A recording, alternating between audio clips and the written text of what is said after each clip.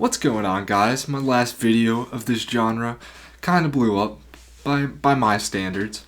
So I figured, why not make another one? Another one about a cult classic album, but this time one from the 90s.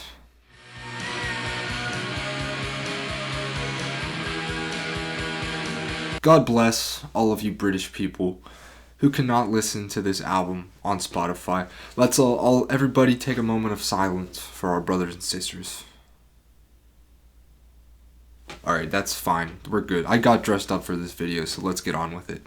Many of you know this is my favorite album of all time, but many of you do not know my journey with this album. How did it get this way? Well, I'll tell you. I heard Only Shallow, and it put me in the biggest trance ever. Did I like it? Yes. Did I love it? No, it was still a little bit weird for me. Regardless, I thought the sound was super interesting, and I wanted to learn a little bit more about this band and its members, you know? Who's Kevin Shields?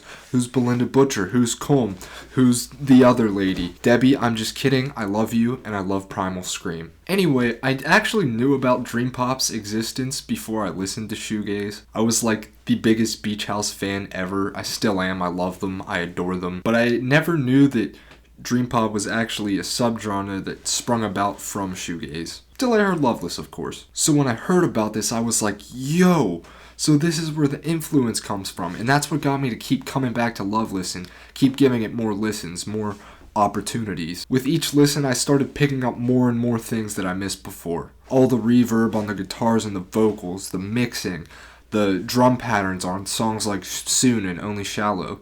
And as someone who has created music before, hearing mixing this good on something this noisy baffled me, because mixing is no easy task. And guys, when you hear what MBV had to go through to finally get this album out, you appreciate it even more. They went to 19 different studios to record. They had a bunch of problems with their sound engineers who they just didn't really get along with.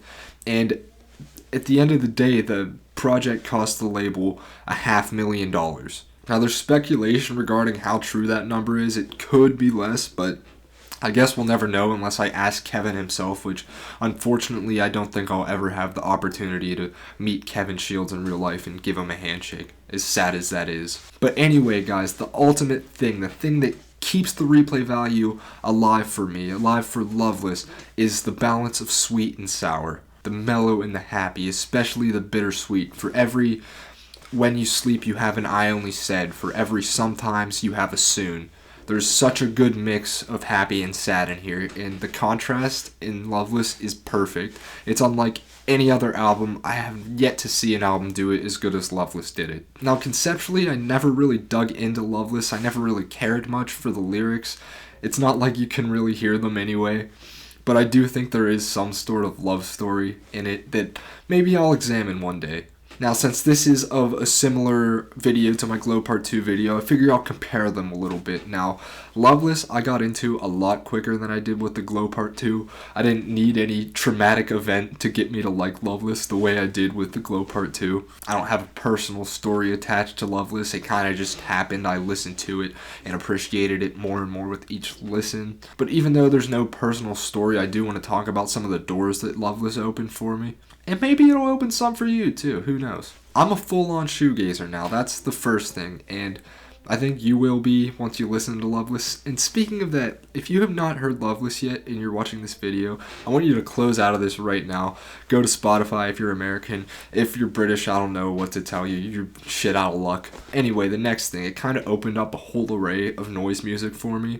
I used to be kind of intimidated by certain noise music, as lame as that sounds, but Loveless kind of got me over that hump.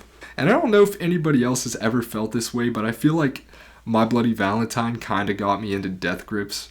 I guess that's referring back to my noisy point before, but yeah. I just think it's the way they mix noise with beauty on this. Other genres I've gotten into now are hyperpop, a little bit of metal, and industrial's become one of my favorite genres ever now. But it has to be done right. Anyway, now I'm going to list some shoegaze bands that I've gotten into over the past year, and you can check them out at your own leisure, whatever word it is. And or you can not check them out, but if you're here, you should probably check them out. Clams, Kanoku Teikoku, The Belinda Butchers, Catherine Wheel, Cocteau Twins, Slowdive, Deaf Heaven, Fleeting Joys, Infinity Girl, LSD and the Search for God, Sweet Trip, Uragi, and there's a whole lot more, but they are all great bands that I just listed. Anyway, I think I said everything I wanted to about Loveless, so now I'm going to give you a little track list ranking. Let it be known, I think every song's a 10 out of 10. I think it's a flawless, perfect record, but here's my ranking. 11, Touched. 10, Loomer. 9, Comin' Alone. 8, To Hear Knows When. 7, Soon. 6, Sometimes. 5, What You Want. 4, I Only Said. 3, Only Shallow. 2, Blown a Wish. 1, When You Sleep. If you watch my top 50 songs of all time video, you know When You Sleep is my favorite song of all time. Nothing is ever topping that, I don't think. And what I was saying about the bittersweet stuff earlier, it's all packed into that one song if you really want to get what I mean out of that.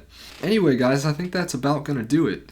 If you enjoy this type of video, these journey videos that I'm starting to make, consider subscribing, liking the videos, and definitely let me know in the comments if you want to see more. But I think that's all she wrote, so I will see you guys in the near future. Have a good day, stay warm out there if you're on the East Coast like me, and I will see you.